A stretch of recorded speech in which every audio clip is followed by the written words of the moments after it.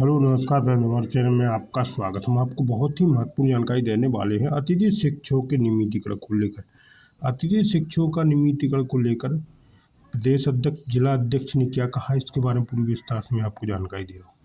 इससे बोला गया है कि सभी संगठन अगर एकजुट नहीं हुए तो अतिथि शिक्षकों का नियमितीकरण नहीं हुआ, चाहे बीजेपी की सरकार आ जाए चाहे कांग्रेस की सरकार हो जाए। मध्य प्रदेश के सभी संगठनों को एक साथ जुड़ना पड़ेगा, भी मध्य प्रदेश के अतिथि शिक्षकों का नियमितीकरण हो सका, क्योंकि अलग अलग संगठन हैं, एक साथ आंदोलन नहीं करते और एक साथ मांग नहीं करते हैं, जिसकी वजह से अतिथि शिक्षकों का नियमितीकरण नहीं हो रहा। अगर अतिथि शिक्षकों का नियमितीकरण करना है तो सभी संगठनों को एक साथ आना पड़ेगा एक ही मंच पे और निरंतर आंदोलन करना पड़ेगा जब तक इनका नियमितीकरण ना हो। तो इसको लेकर पूरी विस्तार से मैं जानकारी दे रहा हूँ क्या कहा गया रविशंकर शास्त्री जी के द्वारा। वीडियो बने, वीडियो अच्छा लगे तो लाइक करें और चैनल को सब्सक्राइब बिल्कुल नहीं बेट पाएँ। पूरा वीडियो जरूर देखें, आपको समझ में आ जाएगा अतिथि शिक्षकों का नियमितीकरण क्यों नहीं हो पा रहा है। पहले तो मैं आपको धन्यवाद दूंगा, उसके बाद कहना चाहूँगा कि आज से पूर्व कभी भी इतनी ज़्यादा अनदेखी मध्य प्रदेश के अतिथि शिक्षकों की नहीं हुई जितनी कि बीजेपी की सरकार में शिवराज मामा के द्वारा हो रही है जी। अब आप देखिए कि हम 70,000 गरीब अतिथि शिक्षक जिन्होंने पूरे मनोयोग से पूरी मेहनत और लगन के साथ 2022-23 के सत्र में विद्यालय में पठन पाठन का कार्य पूर्ण कराया, उसके बावजूद भी नया सत्र प्रारंभ हो चुका है जी। और हमारी मजदूरी, हमारा मानदेय हमें आज तक नहीं मिला है। उसके बावजूद अब सामंत शाही की हद तो इतनी हो गई कि आप देखिए कि यदि कोई अतिथि शिक्षक कहीं भी आवाज़ उठा रहा है तो उसकी आवाज़ को दबा दिया जा रहा है। अधिकारियों से लेकर कोई भी शासन प्रशासन सुनने को तैयार नहीं है और अतिथि शिक्षक दर दर की ठोकरें खाने को वास्तविक रूप से मजबूर है, कोई सुनने के लिए तैयार नहीं है। ऐसी स्थिति में अब हमें संगठित होकर के इस वर्तमान सरकार का कड़ा विरोध करना चाहिए ताकि हमें हमारा हक प्राप्त हो। क्या कमी रह जाती है कि आपकी मांगें पूरी नहीं होती, यहाँ तक कि आप लोग मेहनत करते हैं और वेतन तक नहीं मिलती, आपका मानदेय अभी तक नहीं मिला, आखिर कमी क्या रह जाती है आप लोगों में? वही तो दुखद बात है। अब आप देखिए कि खैरात में जी कहीं लाडली बहना, कहीं ये कहीं वो, खैरात में तो पैसा बांटने के लिए है मामा के पास, लेकिन हम लोगों ने इतनी मेहनत के साथ बच्चों को पढ़ाया है और हमारा मानदेय देने के लिए इनके पास पैसा नहीं है, ना हमारी सुध लेने के इनके पास समय है और खैरात में 1000 रुपये 2000 रुपये बांटने को ये लोग तैयार हैं। तो इसमें कुछ गलती अतिथि शिक्षकों की भी है। अब कहिए कैसे है?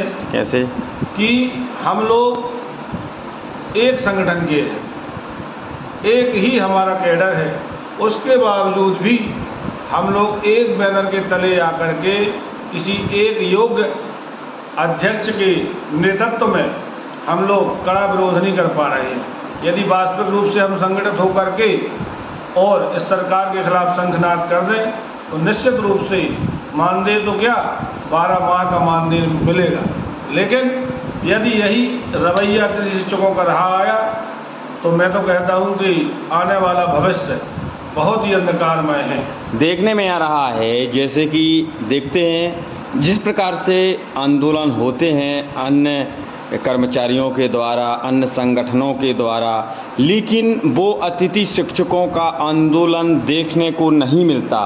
कहीं न कहीं मांग पूरी आपकी ना होने का कहीं एक कारण यह भी हो सकता है। बिल्कुल जी, मैं तो कहना चाहूँगा मध्य प्रदेश के अतिथि शिक्षक नैराश्य स्वभाव को प्राप्त हो चुके हैं। नैराश्य अर्थात निराशा जी। अब उनको लगता है कि हमारे लिए कुछ शेष बचा नहीं है, मतलब लड़ाई से पहले उन्होंने अपनी हार मान ली है, इस वजह से उनको कुछ मिलने वाला नहीं है।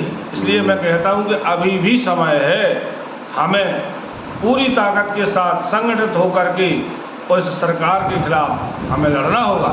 और हमें अपने अधिकार की लड़ाई पूरी ताकत के साथ एक बार मैदान में आकर लड़नी होगी। नहीं तो कल को ये स्थिति होगी कि आज तो देखिए पिछले साल से हमें मानदेय नहीं मिला है, नहीं मिला है, नया सत्र लागू हो गया है और दुनिया भर की योजनाएं हैं इनके पास, लेकिन अतिथि शिक्षकों के लिए कुछ भी नहीं है जी। और तो और अब देखिए हमारे संगठन के जो अध्यक्ष वगैरह हैं, इतने अध्यक्ष हैं कि मैं तो नाम नहीं बता सकता जी। 12 वर्ष मुझे अतिथि शिक्षक के रूप में सेवा देते हुए हो गए, लेकिन मुझे आज तक ये पता नहीं है कि हमारे संगठन का अध्यक्ष कौन है। जो भी आता है वो अध्यक्ष बन जाता है, जो भी बोलता है वो जिला अध्यक्ष बन जाता है। मतलब ऐसी कई विसंगतियाँ हैं जी, कई संगठन ऐसे बना लिए हैं लोगों ने। तो ये बताइए, जब अतिथि शिक्षक एक है, मांग आपकी एक है, संगठन अनेक हैं, बिल्कुल, तो ऐसे में आप 20-20 लोग, 100-100 लोग, अगर ऐसे में 70,000 अतिथि शिक्षक हैं और संगठन आपके 17 हैं, तो इस प्रकार से अगर आप लोग प्रदर्शन करेंगे तो आपकी मांग, जायज़ मांग कैसे पूरी होगी? कभी नहीं होगी। देखिए कांग्रेस सरकार जरूर कहती है कि हम आएंगे और पहली कैबिनेट में नियमित करेंगे, लेकिन यदि यही रवैया, यही विघटन अर्थात संगठन का कई भागों में बंट जाना, यही विघटन की स्थिति यदि रही तो चाहे जिस पार्टी की सरकार रहे मध्य प्रदेश में, लेकिन कभी कुछ प्राप्त होने वाला नहीं है। इसलिए मैं कह रहा हूँ अभी भी समय है। मध्य प्रदेश के अतिथि शिक्षक मेरे भाइयों, आप जागो और हम सब एक बार मिलकर के सरकार के खिलाफ कड़ा विरोध करें। निश्चित रूप से हमें सफलता मिलेगी, नहीं तो अब कुछ हमारे लिए खोने के लिए शेष बचा नहीं है। एक बहुत ही मेरे दिमाग में अजीबोगरीब सवाल आ रहा है कि मैं देखता हूँ पात्र अभ्यर्थी भी आंदोलन कर रहे हैं लगातार। बिल्कुल कर रहे हैं, बिल्कुल। पात्र अभ्यर्थी आंदोलन कर रहे हैं, वही मांग उनकी है कि हमको जो है हमें परमानेंट नियुक्ति दी जाए। वहीं अतिथि शिक्षक भी आंदोलन कर रहे हैं, लेकिन सोशल मीडिया से लेकर सभी प्लेटफार्म पर देखने को मिलता है कि चाहे मीडिया में सबसे ज़्यादा खबर दिखती है आपकी पात्र अभ्यर्थियों की, 20 से 25-50 हज़ार और 1 लाख व्यूअर जाते हैं। अब उसका लेकिन आपकी अतिथि शिक्षकों की खबरें चलती हैं तो उसमें कहीं ना कहीं लोग रोचक नहीं है, कहीं ना कहीं अपने जिम्मेदारी को बाखूबी से निभाने के लिए तैयारी है। शासन प्रशासन तक उन खबरों को पहुंचाने, मतलब घर बैठे हुए अतिथि शिक्षक प्लेटफार्मों पे, सोशल मीडिया वेबसाइट पे चाहे तो अपनी मांग, जैसे हम लोग खबरों को प्रकाशन करते हैं, एक मुद्दा होता है सोशल मीडिया से लेकर प्रिंट मीडिया से लेकर उन खबरों के माध्यम से लोगों को शासन तक पहुंचाएं, लेकिन ये देखने को नहीं मिलता है। इस संबंध में क्या कहेंगे? देखिए, जहाँ तक पात्र अभ्यर्थियों की यदि मैं बात करूँ तो उनके अंदर जागरूकता है जी, अपना हक पाने के लिए उनके अंदर जुनून है।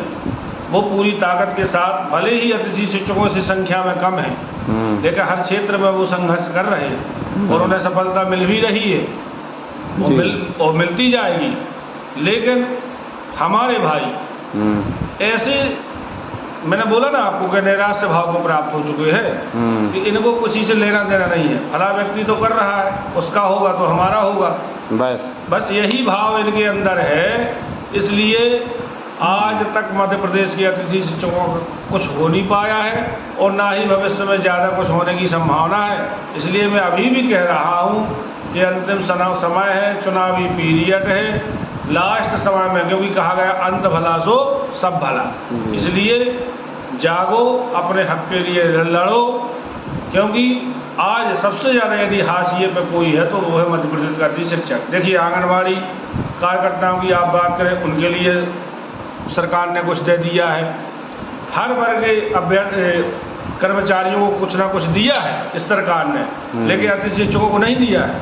उसका प्रमुख कारण है कि हमारे संगठन में कमी है, विघटन है। तो ये बताइए, अब आपको किससे आशा है? बीजेपी से तो रुष्ट है अतिथि शिक्षक, तो कांग्रेस से क्या उम्मीद है?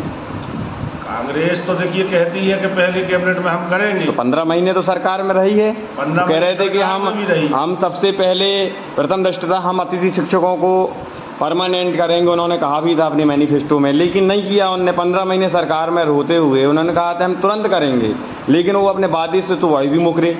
यही हाल अभी भी होना है। जी। आप देखिए, मैं तो 99% कहता हूँ कि कांग्रेस की सरकार बनना तय है लगभग, परंतु अतिथि शिक्षकों का भला नहीं होना है जी। क्योंकि यदि यही रवैया रहा, मैं पहले भी इस बात को फिर दोहरा रहा हूँ कि यदि यही रवैया रहा तो चाहे वो कांग्रेस की सरकार हो, चाहे बीजेपी की सरकार हो, चाहे किसी पार्टी की सरकार हो, हर पार्टी अपना अपना वोट बैंक चाहती है।